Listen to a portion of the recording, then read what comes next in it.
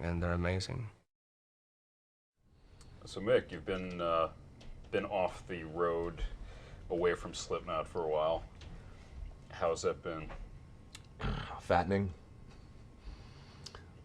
I enjoy sleeping and eating and relaxing, and yeah, it takes its toll.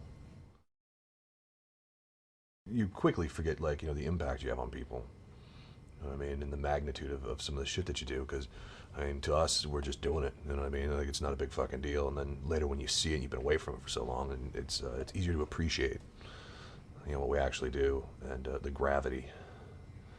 And you look at the footage with like all those thousands of people going nuts. I mean, do you miss that? Oh, definitely. Definitely. I mean, I like my quiet time, and I like to be left to fuck alone.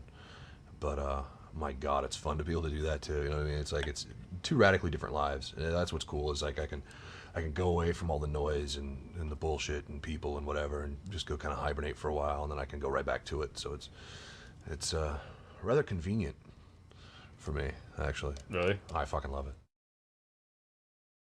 What's like the mental and physical effects of being in Slipknot for 10 years?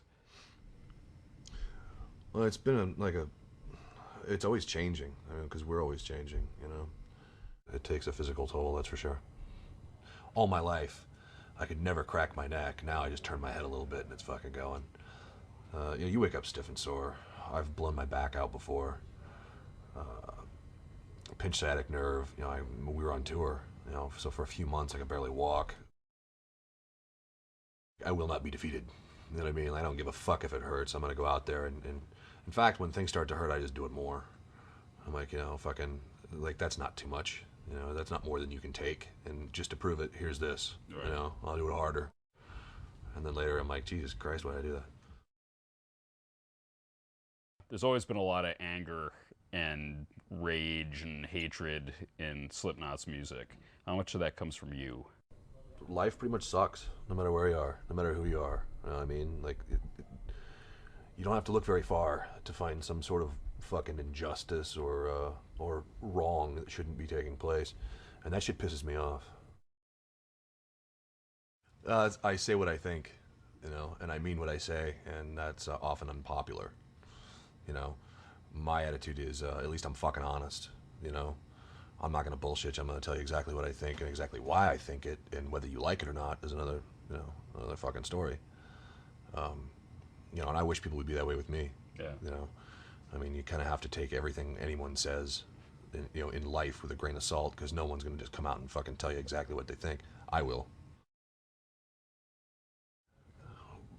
Many of us have fairly strong personalities, and when you mix some ego and some strong personality and also, I mean, when you're put into a situation where you got to be around the same people all the fucking time, you're gonna end up, getting sick of each other. You're gonna have little idiosyncrasies that start fucking grating on your nerves. Right. Where something with casual fucking, contact, no big deal. But when you're forced to live on a fucking metal tube with someone for months on end, that fucking little thing where they pick their nose and flick it out on the fucking bus floor, out of their bunk, will start to piss you off after a while.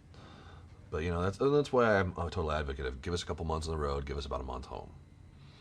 Go back out, come back home for a little, enough to settle in and whatever, and then any sort of stupid little differences you may have had are erased. Right. And you're back to being good friends again. It never really gets tense, really. Really? No, No, I mean, I don't really even yell much.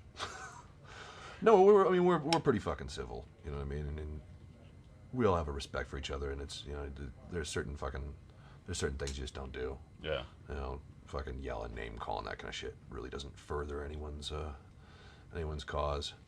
So, we're sort of mature.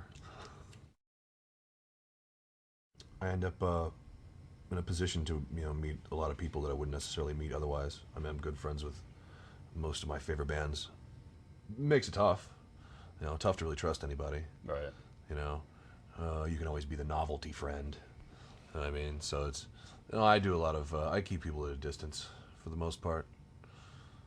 I mean, I can be friendly, but, trust is earned, and it takes a long time. Yeah.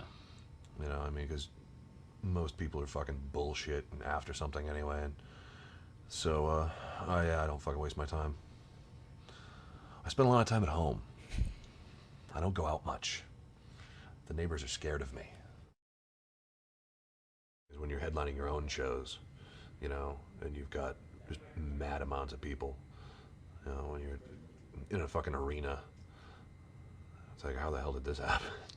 That's a lot of motherfuckers. Like, I'm too inconvenienced to even go bother with parking at a show that size. Like, 15,000 people? That's a traffic jam.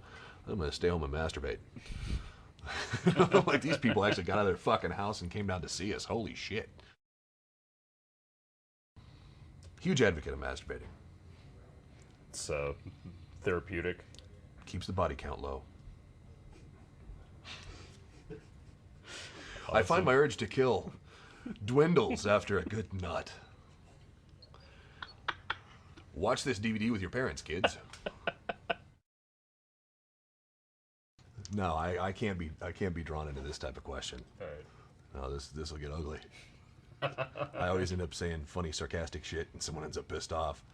I'm like, I'm kidding. And they're like, no, you weren't. No, but I was.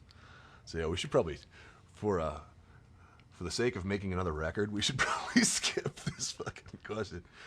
Because I know how I get, and you probably know how I get. I do know. So, yeah, you know how I get. So yeah, we should probably lose this one. Any message to the fans? I always get in trouble when I do this.